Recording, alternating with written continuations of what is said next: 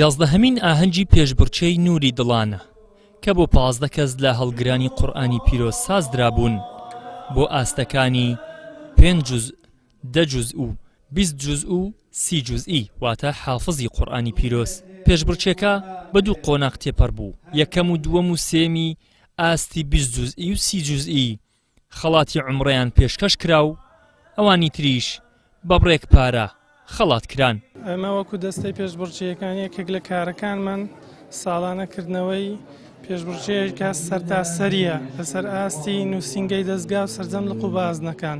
ئەو ئاهەنگەی کە ئێستا دەیبینی ئەوە 11مین ئاهەنگە لە بە 11مین پێشبڕکێی نووری دڵان.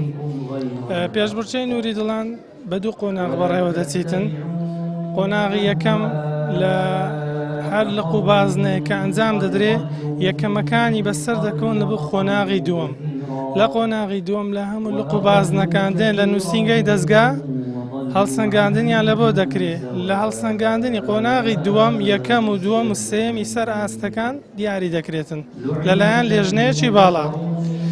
سوپاس بۆ خوای پەروەردگار بەشداربووی ئەم ساڵ لە قۆناغی یەکەم 586 کەس بوون. ئاهەنگی نووری دڵان بۆ ئەندام و مامۆستایانی دەستگای نووری حیکمە ساڵانە بەڕێوە دەچێت.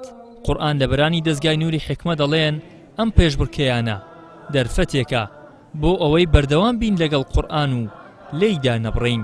زۆر گرنگە ئەو پێشبڕکێیانە لەومە یعنی مراجعەکی باش پێ دەکەینەوە و یعنی ئەجر پاداشتی زۆرە لۆمە.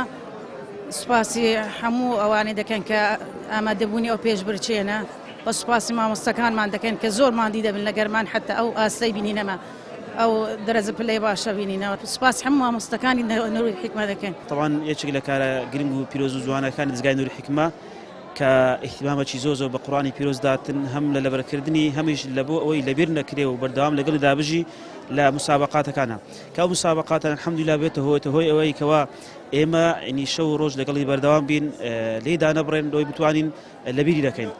طبعا مسابقانە کە ساڵانە لە نووسینگەی دەستگا ئەنجام دەدرێ و لە قوبازنەکانیش. پێشبڕکێی نووری دڵان بە دوو قۆناغ تێپەڕی.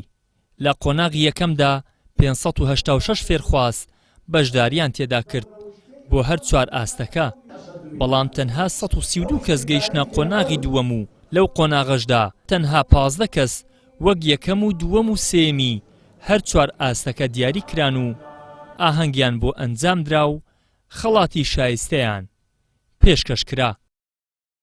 ئیدریس محەممەد، کەناڵی ئاسمانی پەیام، هەولێر.